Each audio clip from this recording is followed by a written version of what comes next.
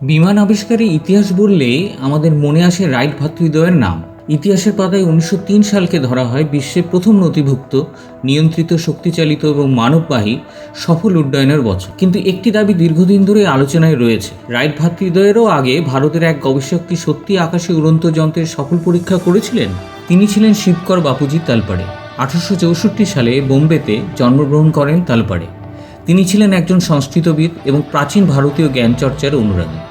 বৈদিক সাহিত্য ও বিমান সংক্রান্ত ধারণা নিয়ে তিনি দীর্ঘদিন গবেষণা করেন। তার বিশ্বাস ছিল প্রাচীন ভারতীয় জ্ঞানের কিছু ধারণাকে আধুনিক প্রযুক্তির মাধ্যমে বাস্তব রূপ দেওয়া সম্ভব। প্রচলিত দাবি অনুযায়ী 1895 সালে বোম্বের চৌপাট্টি সমুদ্র সৈকতে তিনি মারুত শাখা নামে একটি মানববিহীন উড়ন্ত যন্ত্রের পরীক্ষা চালান। বলা হয় সে যন্ত্রটি কয়েকশো ফুট পর্যন্ত উড়েছিল এবং বহু মানুষ এই প্রদর্শনী প্রত্যক্ষ করেছিলেন। যদি এই দাবি সত্য হয় তবে সেটি রাইট ভ্রাতৃদ্বয়ের সফল উড্ডয়নের প্রায় 8 বছর আগের ঘটনা। তবে এখানেই শুরু হয় বিতর্ক। এই ঘটনার পক্ষে সমসাময়িক বৈজ্ঞানিক নথি, প্রযুক্তিগত বিবরণ বা নির্ভরযোগ্য প্রমাণ অত্যন্ত সীমিত। সে কারণে অধিকাংশ ইতিহাসবিদ ও বিমান চলাচল বিশেষজ্ঞ এই দাবিকে প্রতিষ্ঠিত ঐতিহাসিক সত্য হিসেবে গ্রহণ করেন না। শিবকর বাপুজি তালপাড়েকে ঘিরে আরও একটি বহুল প্রচলিত কাহিনী রয়েছে। দাবি করা হয় এক ইউরোপিয়ান সংস্থা তার গবেষণায় অর্থায়নের প্রতিশ্রুতি দিয়েছিলেন। সেই বিশ্বাসের তলপাড়ে তার গবেষণার নথিপত্র ব্রিটিশ পক্ষকে দেখান। এরপর কিছুদিনের মধ্যেই তিনি রহস্যজনকভাবে নিখোঁজ হয়ে যান। এমন জনশ্রুতি আজও বিভিন্ন সূত্রে প্রচলিত।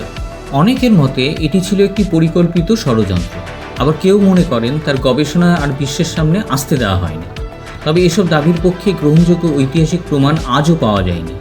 ফলে এগুলোকে প্রতিষ্ঠিত ইতিহাস নয়, বরং প্রচলিত দাবি ও বিতর্ক হিসেবেই দেখা হয়। এরপর কেটে যায় 8 বছর। 1903 সালে উইলবার ও অরভিল রাইট বিশ্বের প্রথম নথিভুক্ত নিয়ন্ত্রিত শক্তিচালিত এবং মানববাহী বিমান উড্ডয়নের কৃতিত্ব অর্জন করেন। তাহলে কি এটি নিছকই একটি কাকতালীয় ঘটনা, নাকি শিবকর বাপুজি তালপাড়ের রহস্যময় অন্তর্ধান এবং তার মাত্র 8 বছর পর রাইট ভ্রাতৃদ্বয়ের ঐতিহাসিক সাফল্যের মধ্যে কোনো অজানা যোগসূত্র লুকিয়ে রয়েছে?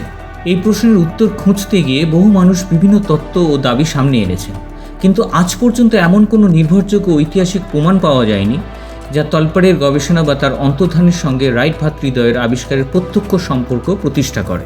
তবে একটি বিষয় অস্বীকার করার উপায় নেই, শিবকর বাপুজি তালপাড়ে ভারতীয় বিজ্ঞান চর্চার ইতিহাসে এক রহস্যময় চরিত্র। তার জীবনকে ঘিরে আজও গবেষণা, বিতর্ক এবং কৌতূহল অব্যাহত রয়েছে।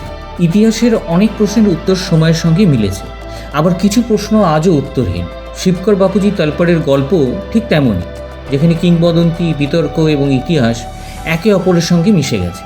সত্য কি, তার চূড়ান্ত উত্তর হয়তো এখনও ইতিহাসের কাছেই অজানা।